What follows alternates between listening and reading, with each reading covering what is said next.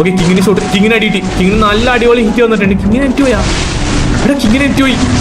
Okay soldier, okay soldier എന്നാലും പയ്യങ്ങ് പുറത്തേക്ക് ചാടി അടിക്കാൻ ശ്രമിക്കട്ടാ.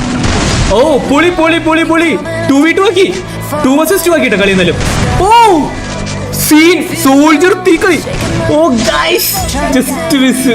ഓക്കെ എന്തായാലും ഇവിടാണ്. ഇതിൽ അപ്പുറത്തേക്ക് രണ്ടാൾ മാത്രം ഗൈസ് ഡോബ്ലേസ് ആട്ടെ, കർണനും സോൾജർ മാത്രമേ. എന്നാലും പെട്ടൊരവസ്ഥയാണെന്ന് അറിയാം, നമുക്ക് നോക്കാം എന്നാലും. ഓക്കെ സോൾജർ ഡൗൺ ഇട്ടു, ഒരു അടിപൊളി ഡൗൺ ഇട്ടിരിക്കുകയാണ്. അടുത്ത ആളെ ഡൗൺ ഇടാൻ നോക്കുന്നുണ്ട്. ഓക്കെ 117. ഓക്കെ ഡൗൺ ഇട്ടു, nice double kill ice, double കില്ലാട്ടാ.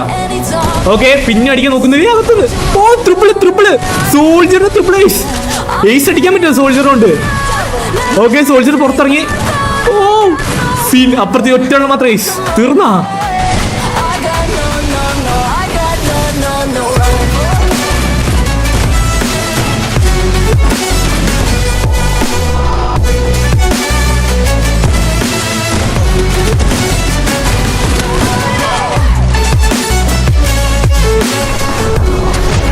സ്റ്റാർക്കിന്റെ 169 damage.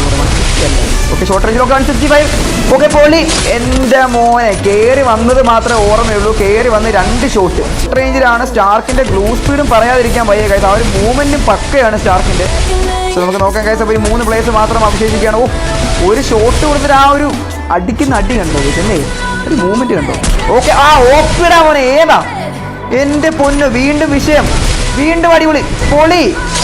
Okay okay okay എന്തായാലും അവിടെ നോക്കാം. ഒരു പ്ലെയറുടെ ബോട്ട് ഉണ്ട്, ആ ഒരു പ്ലെയർ അടിക്കുന്നത്. ഒറ്റ പ്ലെയർ മാത്രം കേസ് നോക്കാൻ വേണ്ടി സ്റ്റാർക്കിന് എന്ത് ചെയ്യാൻ. അടുത്ത ഐസ് 5-3 കഴിച്ച്.